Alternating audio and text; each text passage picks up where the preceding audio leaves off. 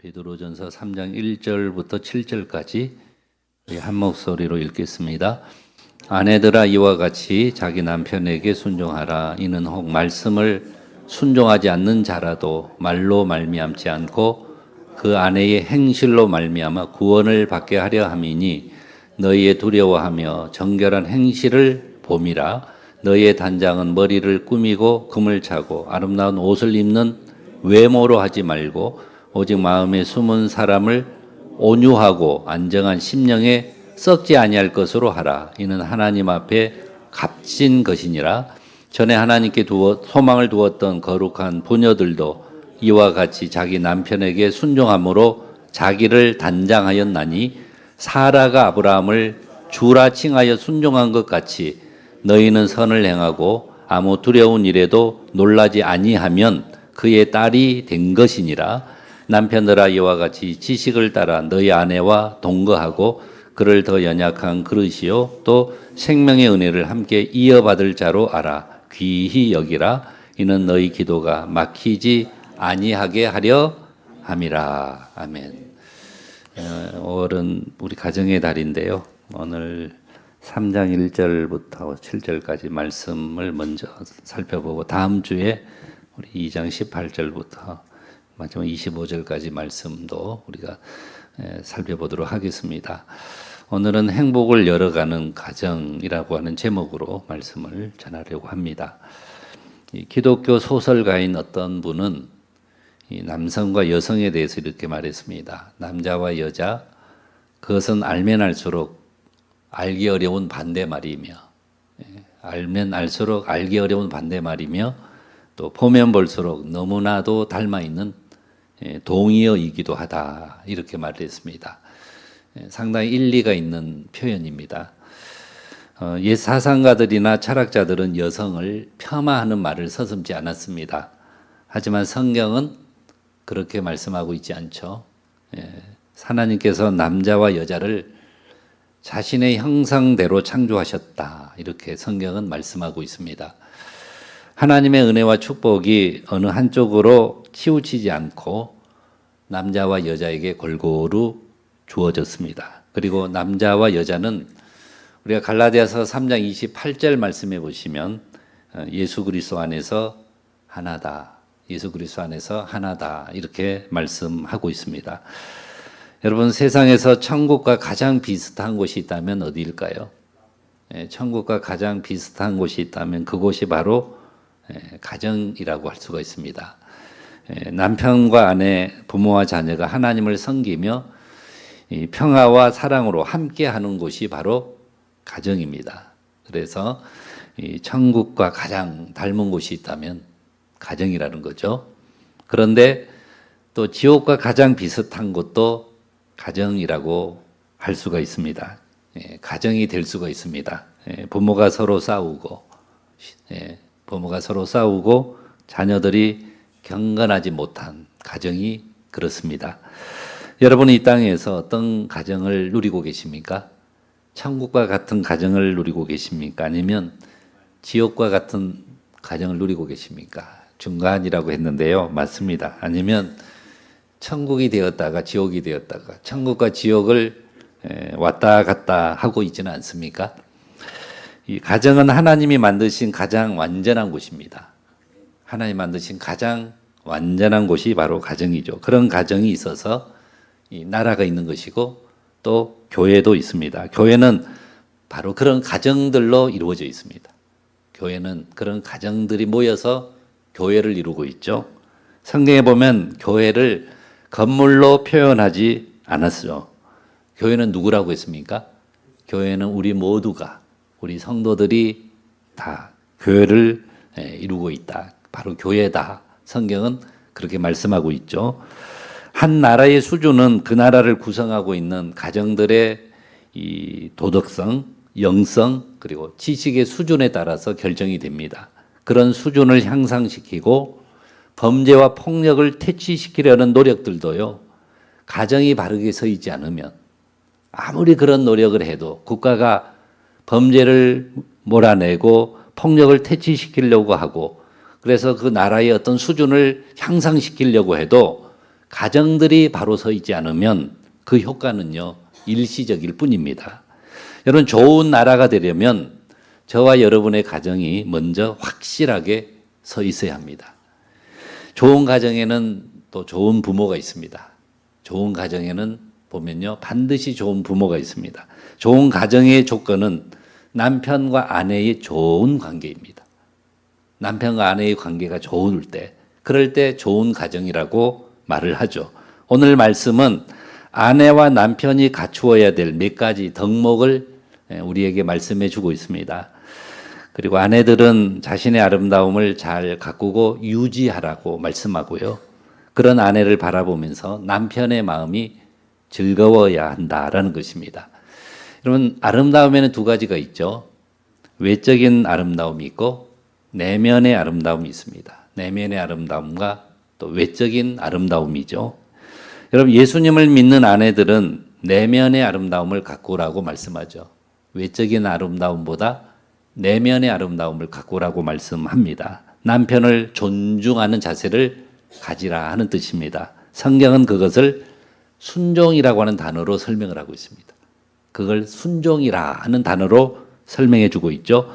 오늘 1절 말씀해 보시면 뭐라고 말씀해요? 아내들아, 이와 같이 자기 남편에게 순종하라. 이는 혹 말씀을 순종하지 않는 자라도 말로 말미암지 않고 그 아내의 행실로 말미암아 구원을 받게 하려 함이니라고 했습니다. 아내의 내적인 아름다움을 보고 남편이 예수님을 믿게 되고 믿음이 약한 사람들이 더 좋은 신앙인으로 성장할 수 있다라고 하는 말씀이죠. 여러분, 가정은 천국의 모형입니다. 가정은 천국의 모형이죠. 우리 중에 천국에 가본 사람 아무도 없지만, 천국에 가본 분 없겠죠. 우리는 아무도 천국에 가본 사람들이 없겠지만 행복한 가정을 통해서 우리는 천국이 어떤 것인가를 짐작해 볼 수는 있습니다.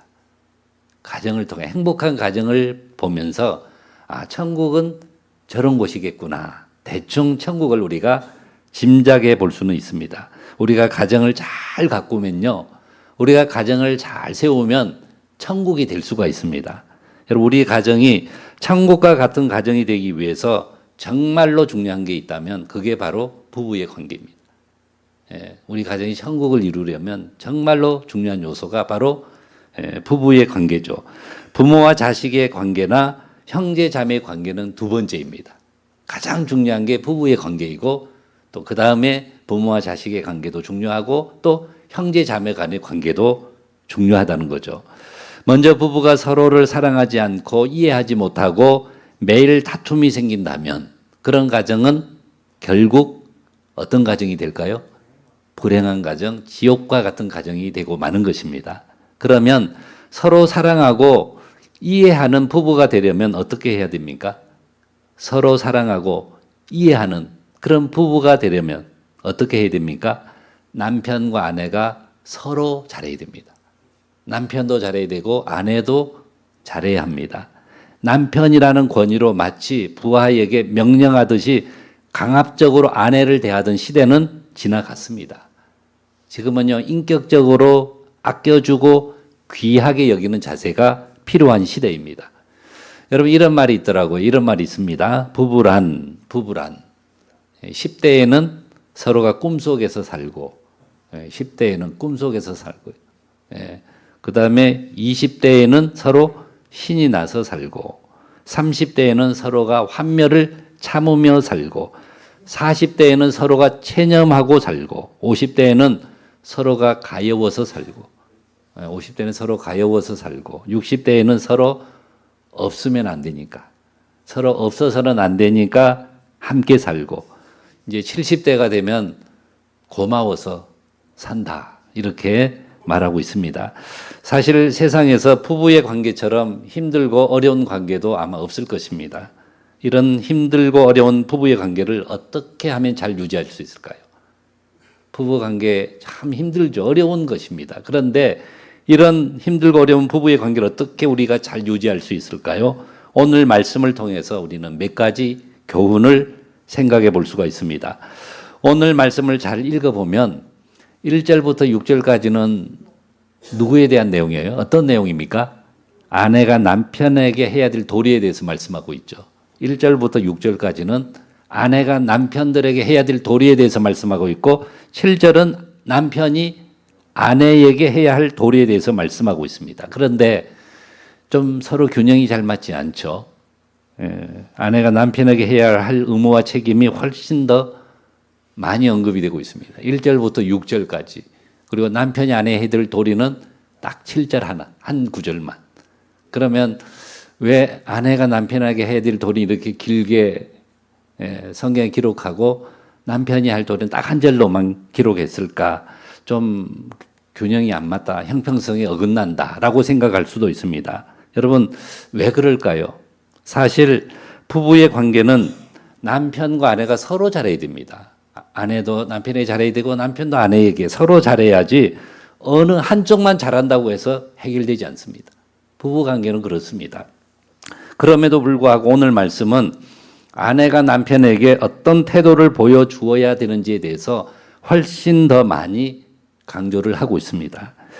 여기에 대해서 저는 개인적으로 이런 생각을 해봤습니다. 1절부터 6절의 내용을 보면 예수님을 믿지 않는 아내가, 예수님을 믿는 아내가 믿지 않는 남편들에게 보여줘야 될 덕목들을 열거하고 있는 겁니다. 믿는 아내가, 믿지 않는 남편이 있으면 그 믿지 않는 남편들에 대해서 믿는 아내가 어떤 모습을 보여줘야 되는가에 대한 덕목들을 열거하고 있다는 거죠.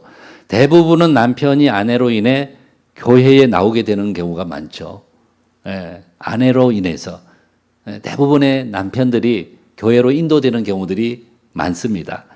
한 가정이 예수님을 잘 믿고 행복한 가정이 되기 위해서 아내의 역할보다 더 중요한 것이 없다는 거죠. 아내의 역할이 너무 중요하다는 겁니다. 실제로요, 총각 때 그렇게 열심히 신앙생활을 했던 분이 믿지 않는 아내를 만나 어떻게 됩니까? 아내를 전도해서 교회를 데리고 오는 게 아니고요, 아내를 따라 대부분 그렇게 총각 때 열심히 신앙생활했던 분이 안 믿는 아내를 만나 교회를 등지고 떠나는 경우들이 얼마나 많은지 모릅니다. 반대로 총각 때는 믿음이 없던 사람이, 예수에 대해서 예자도 모르던 사람이 믿음이 좋은 아내와 결혼을 해서 어떻게 돼요? 믿음이 좋은 아내와 결혼해서 신앙생활에 정말로 열심을 내는 그런 경우들도 우리는 많이 보게 됩니다. 그런 점에서 남편보다 아내가 갖춰야 될, 특히 믿는 아내들이 갖춰야 될 덕목들이 훨씬 더 많이 언급이 되고 있는 그게 이유입니다. 오늘날도 마찬가지지만 이 베드로전서가 기록될 당시의 상황도요, 행복한 가정을 위해 아내가 남편보다 훨씬 더 중요한 역할을 감당했기 때문이라고 보는 것이 맞습니다. 아내는 남편에게 어떤 모습을 보여주어야 할까요?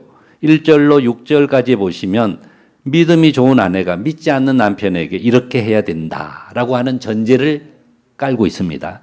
먼저는 아내가 어떻게 하라고 그랬어요? 남편에게 순종하라 그랬습니다.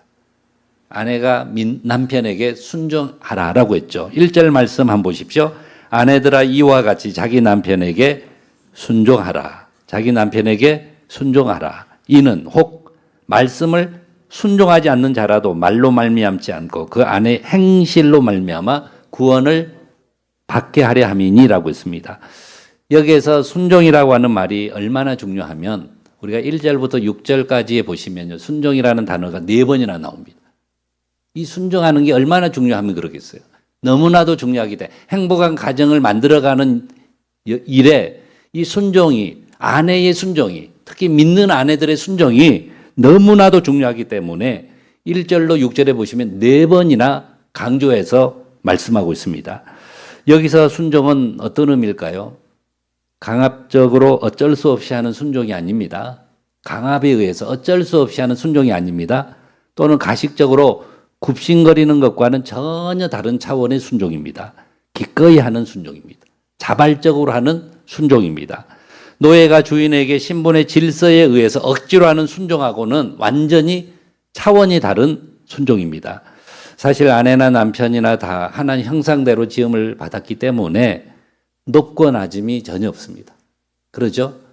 남편도 하나님 형상, 아내도 하나님 형상대로 지음을 받았기 때문에 남편과 아내 사이에 높고 낮음이 전혀 없습니다.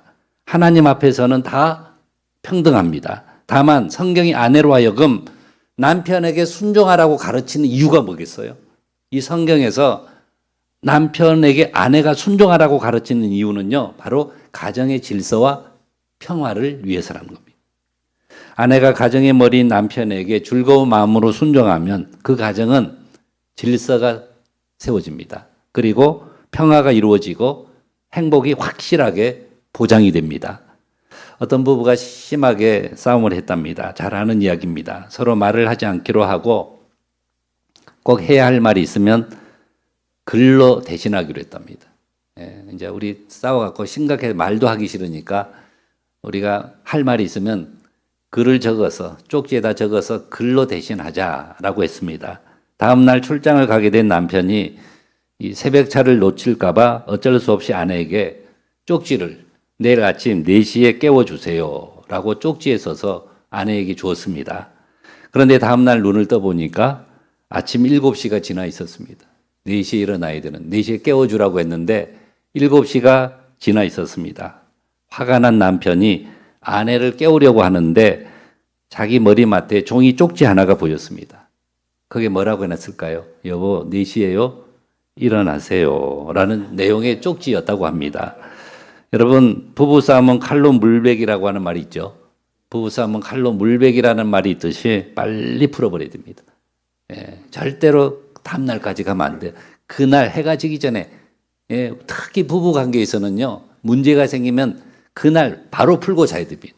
다 풀어버리고, 서로 마음 훌훌 털어버리고 그렇게 다음날을 맞이해야 됩니다. 그러기 위해서 아내의 자발적인 순종이 얼마나 중요한지 모릅니다. 여러분, 가정의 화목을 위해서 기꺼이 순종하시기 바랍니다. 그래야 우리 가정의 질서와 평화가 이루어지게 됩니다.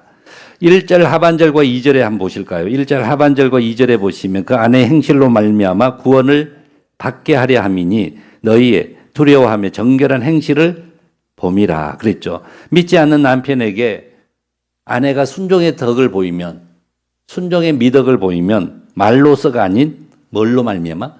행함으로 행실로 말미암아 그 남편이 어떻게 된다고요? 행실 때문에, 그 아내의 정결한, 순결한 행실을 때문에 그 남편이 구원을 받게 할 수 있다라고 하는 말씀이죠. 두 번째로 외모보다는 내면을 아름답게 가꾸라는 것입니다. 외모보다는 내면을 아름답게 가꾸라는 거죠. 3절 4절 말씀을 한번 읽어보게요. 3절 4절 너희의 단장은 머리를 꾸미고 금을 차고 아름다운 옷을 입는 외모로 하지 말고 오직 마음에 숨은 사람을 온유하고 안정한 심령에 썩지 아니할 것으로 하라. 이는 하나님 앞에 값진 것이니라 그랬죠. 옛날이나 지금이나 여성들이 외모에 신경을 많이 쓰죠. 외적인 아름다움에 관심이 많습니다. 외모를 아름답게 꾸미는 것에, 아름답게 하는데 관심이 많죠. 이 고대 로마의 귀족 여성들은요, 로마의 귀족 여성들은 치장하는 일에요, 많은 돈을 투자했습니다. 그래서 막 곱슬머리로 하고 거기에 그때부터 염색을 하고요, 막 몸에 치렁치렁 막 그 검은 보석들을 달고 이렇게 외모를 위해 많은 돈을 투자했습니다. 값비싼 보석으로 주렁주렁 치장을 했습니다. 그런데 오늘 말씀에는 뭐라 그래요? 오늘 말씀에서는 그런 식으로 외모를 꾸미지 말고 먼저 뭘 아름답게 하라고요? 내면을 아름답게 단장하라라고 했습니다. 이 4절에 보면 썩지 않는 온유하고 안정된 심령, 즉 속사람을 먼저 단장하라라고 당부하고 있습니다. 사실 남편의 마음을 사로잡거나 변화시킬 수 있는 힘은 어디에 있을까요? 남편의 마음을 사로잡거나 변화시킬 수 있는 힘은 외적인 치장에 있는 것이 아니라 내면의 아름다움과 그리고 신앙에 있다라고 할 수가 있습니다.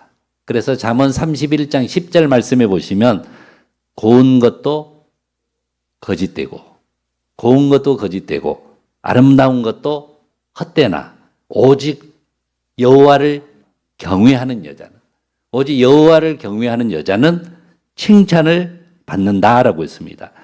그래서 유대인들의 격언에도 보면요, 이런 말이 있습니다. 유대인의 격언에 보면 이런 말이 있습니다. 선한 아내와 결혼한 악한 남편에게는 소망이 있어도, 선한 아내와 결혼한 악한 남편에게는 소망이 있어도 악한 아내와 결혼한 선한 남편에게는 소망이 없다. 이런 말을 했습니다. 여러분, 베드로가 이처럼 하나님께 소망을 두고 남편에게 순종하면서 자신을 잘 단장했던 그런 여인의 모범으로 누구를 예로 들고 있습니까? 아브라함의 아내인 사라를 예로 들고 있죠. 6절 말씀에 한번 보십시오. 6절에 사라를 어떻게 예로 들고 있습니까? 사라가 아브라함을 주라 칭하여 순종한 것 같이 너희는 선을 행하고 아무 두려운 일에도 놀라지 아니하면 그의 딸이 된 것이니라 라고 했습니다. 오늘 우리도 하나님께다 소망을 두고, 우리가 하나님께 소망을 두고 남편에게 순종하면, 즉 외모보다 내적인 아름다움을 추구하면 다 뭐가 된다는 거예요? 아브라함의 후손이 될 수 있다라고 하는 말씀입니다. 여러분, 베드로는 아내들을 향해 이렇게 외치고 있습니다. 아내들아, 이와 같이 자기 남편에게 순종하라 그랬죠. 여기서 이와 같이라는 단어는 무슨 뜻이에요? 이와 같이라는 단어는 바로 앞 2장 22절 이하에 보시면 그는 죄를 범하지 아니하시고 그 입에 거짓도 없으시며 욕을 당하시되 맞대어 욕하지 아니하시고 고난을 당하시되 위협하지 아니하시고 오직 공의로 심판하시는 하나님께 맡기고 친히 나무에 달려 돌아가신 예수님의 순종을 본받아, 그 말입니다. 누구를 본받아요? 순종하신, 하나님의 말씀에 순종하신 예수님을 본받아라고 하는 말씀이죠. 이처럼 아내들이 남편에게 누구처럼? 예수님처럼 순종해라 하고 하는 말씀입니다. 아내들이 남편에 예수님처럼 순종하라고 하는 말씀이죠. 베드로는 남편을 감동시키는 치장에 대해서도 말씀하고 있습니다. 그래서 3절에 보시면 너희의 단장은 뭘로 하지 말고 외모로 하지 말고, 여기에서 강조하고 있는 내용이 무엇입니까? 바로 4절 말씀이죠. 4절에 보시면 오직 마음에 숨은 사람을 온유하고 안정한 심령에 썩지 아니할 것으로 하라. 이는 하나님 앞에서 값진 것이니라 그랬습니다. 여러분, 온유가 무엇입니까? 온유가 무엇이죠? 마태복음에 나오는 팔복에 보시면 온유한 자는 복이 있다 그랬죠. 온유한 자가 받게 되는 복이 뭐라고 했습니까? 그들이 땅을 기업으로 받을 것이미요라고 했습니다. 여러분, 예수님은요, 땅 한 평도 가진 적이 없으신 분이지만 온유함으로 은혜를 끼쳐서 보좌에 앉은 왕들조차도 그분 앞에 다 무릎을 꿇게 만들었습니다. 온유는 하나님과의 관계에서 나오는 너그러운 마음입니다. 하나님과의 관계 속에서 나오는 너그러운 마음이고 모든 사람들을 품어주는 부드러움을 의미합니다. 이런 온유함이야말로 누구를 구원시킨다고요? 아내들이 이런 온유한 심령을 가지면 남편들을 구원시킨다는 거죠. 그래서 남편의 구원을 위해서, 가정의 평화와 질서를 위해서 아내들이 반드시 지향해야 될 중요한 요소라고 하는 말씀입니다.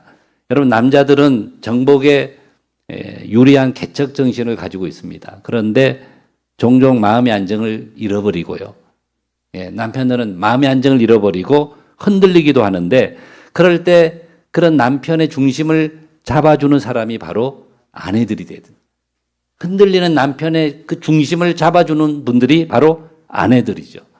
여러분, 세상의 여자들은 외모의 아름다움으로 남편의 마음을 얻으려고 하는데, 진정으로 남편을 감동케 해서, 정말로 남편을 감동케 해서 구원에 이르게 하는 아름다움은 뭐라는 거예요? 온유한 마음이라는 거죠.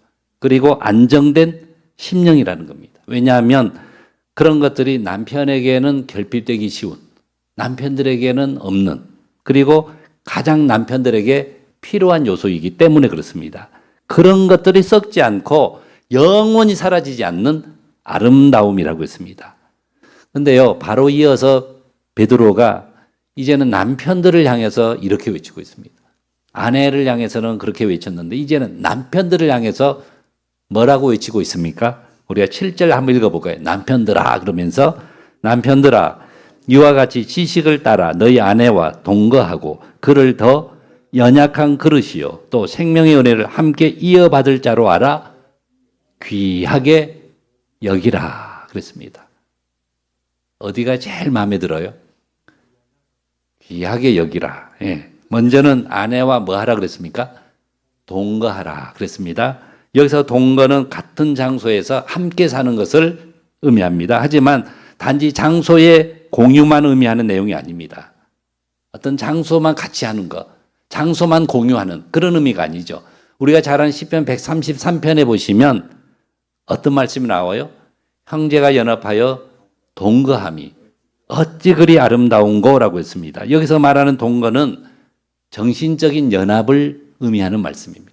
정신적인 연합을 의미하는 내용이죠. 서로가 사랑의 관계 속으로 깊이 들어가야 된다는 겁니다. 서로가 사랑의 관계에 깊이 들어가지 않으면 절대로 알 수 없는 그런 지식들을 같이 공유하면서 서로를 더 알아가고 사랑하게 되는 것을 의미하는 말씀이죠. 그런 사랑의 지식을 쫓아 뭘 이루라는 정신적인 연합을 이루라는 겁니다. 그리고 그것은 우리가 어떻게 알 수 있냐면 예수님께서 우리를 어떻게 사랑하셨는가, 교회인 우리를 어떻게 사랑하셨는가를 보면 그 뜻이요 더 확실해집니다. 그러므로 우리는 바쁘다고 하는 핑계만 대지 말고 시간을 내서 가족들과 함께하는 일에 힘쓰는, 가족들과 함께하는 일에 노력하는 그런 남편들이 되라는 겁니다. 그리고 또 하나 중요한 것은 아내들에 대한 생각을 완전히 바꾸라는 겁니다. 아내들에 대한 생각을 완전히 바꾸라는 거죠.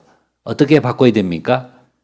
그를 더 연약한 그릇이요 생명의 은혜를 함께 이어받을 자로 알아 귀히 여기라라고 했습니다. 그런데 대부분의 남편들의 눈에는요 아내가 그렇게 연약한 그릇으로 보여지지 않는다는 겁니다.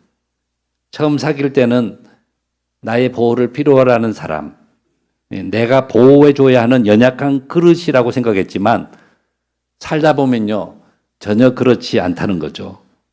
오히려 나보다 세고 강한 아내로 보인다는 겁니다. 그래서 남편들이 기가 많이 죽잖아요.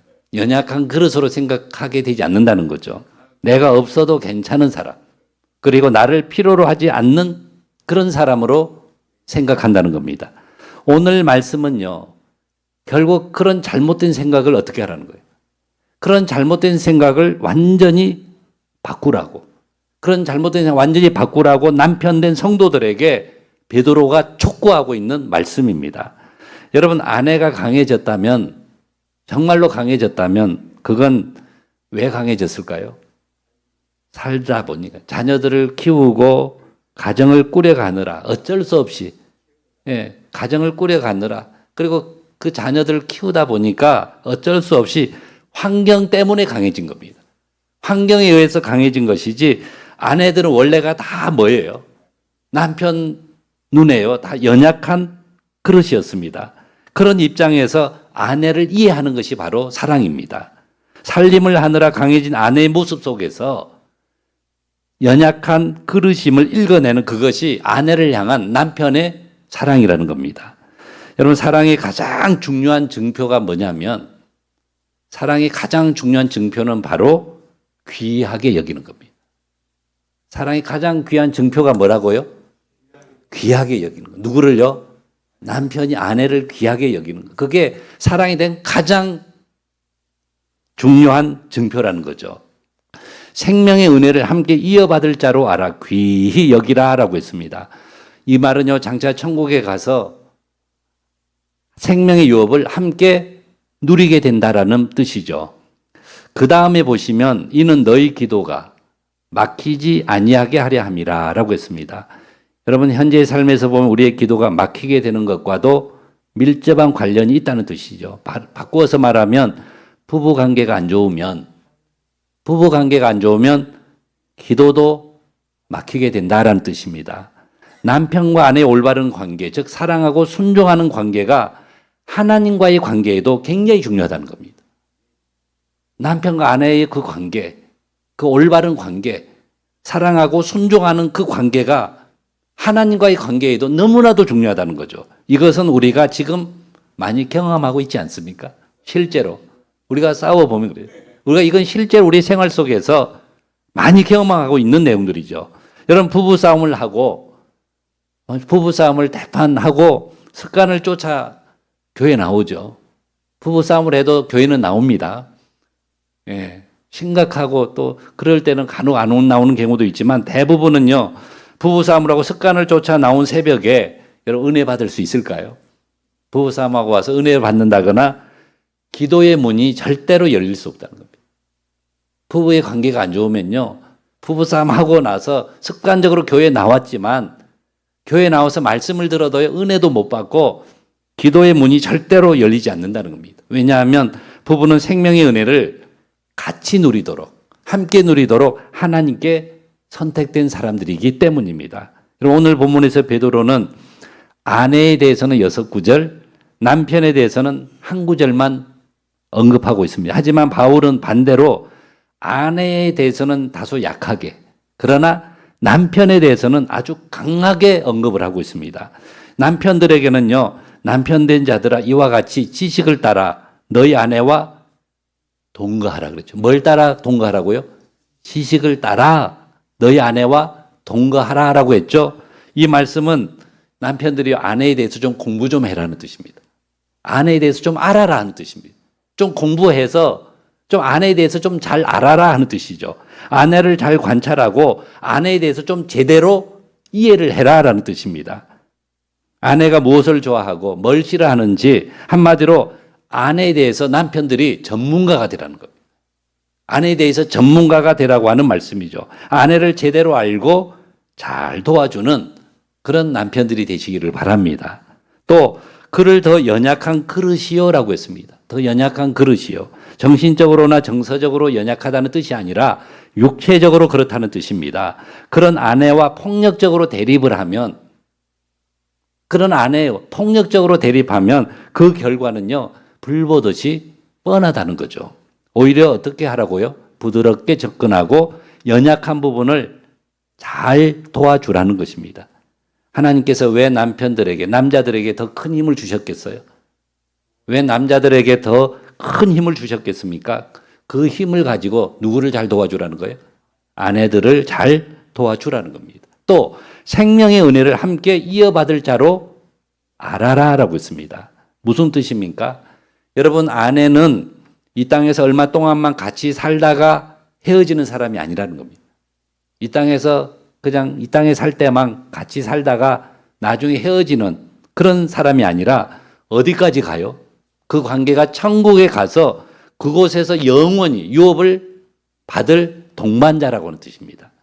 아내를 그런 관점으로 바라볼 때에, 아내를 그런 관점으로 바라보면 아내를 대하는 태도가 달라질 수밖에 없는 거죠. 아내는 천국에 들어갈 때까지 함께 손을 잡고 가야 될 사람이고 천국에서도 영원히 함께 해야 될 동반자입니다. 늘 그런 시각으로, 그런 눈으로 아내를 바라보시기를 바랍니다. 그럼 마지막으로 아내를 어떻게 여기라고요? 귀하게 여기라고 했습니다. 여러분, 짧은 한 절이지만 남편들이 할 일이 훨씬 더 많죠. 아내를 어떻게 여기라고요? 귀하게 여기라고 했습니다. 여러분, 우리 인간은요, 다 존귀한 사람들입니다. 존귀하지 않은 사람이 아무도 없습니다. 새벽에도 제가 말씀을 드렸지만 한 영혼이 뭐보다 귀하다 그랬어요? 천하보다 귀하다고 했습니다. 아무리 작아 보이는, 하찮아 보이는 사람도요, 하나님 앞에서는 다 어떤 존재예요? 존귀한 존재라는, 너무너무 귀한 존재라는 거죠. 남편과 아내가 서로의 가치를 인정해 주라는 겁니다. 서로의 가치를 인정해 주라는 거죠. 여러분, 남편과 아내가 서로 사랑하고 또 이렇게 존귀하게 여긴 결과가 무엇입니까? 이렇게 존귀하게 여기니까, 서로 사랑하고 이렇게 귀하게 여기니까 여러분, 그 결과가 어떻게 돼요? 신앙생활이 같이 잘 된다는 거죠. 남편을, 아내를 사랑하고 부부관계가 이렇게 잘 되니까 결국에는 뭐도 잘 이루어진다고요? 신앙생활도 잘 된다라고 했습니다. 그래서 7절 마지막 부분에 보시면 뭐가 막히지 않게, 기도가 막히지 아니하게 하려 함이라라고 했습니다. 다르게 표현하면 남편과 아내의 관계가 안 좋으면, 남편과 아내의 관계가 안 좋아지면 신앙생활도 잘 안 된다라는 거죠. 기도가 될까요? 남편과 아내의 관계가 안 좋으면 기도도 안 되고요, 성경도 안 읽어지고 심지어는 교회에 나가는 것도 싫어진다는 거죠. 신앙생활에 절대로 도움이 안 된다는 겁니다. 부부의 관계가 안 좋으면 그게요, 신앙생활에도 절대로 도움이 안 된다는 거죠. 그러므로 오늘 저와 여러분들은 행복한 가정을 이루기 위해서, 정말로 행복한 가정을 만들어가기 위해서 오늘 이 말씀에 꼭 순종하시기 바랍니다. 정말로 이 말씀에 순종하는 그런 저와 여러분들이 되시기를 바랍니다. 이런 부부가 서로를 아끼고, 특히 가정에서 아내는 외모보다 뭘 아름답게 꾸미고요? 아내는 외모보다 내면의 아름다움을 잘 가꾸고, 또 남편은 그런 아내를 어떻게 여겨요? 존귀한 자로, 그리고 영원한 동반자로 여길 때에 우리 가정에 하나님의 축복이 넘치게 되고, 또 우리 모두의 가정이 천국과 같은 그런 아름다운 가정이 될 줄로 믿습니다. 이처럼 행복한 가정을 만들어가는, 열어가는 그런 우리 평교회 성도님들이 다 되시기를 주님의 이름으로 간절히 축원합니다.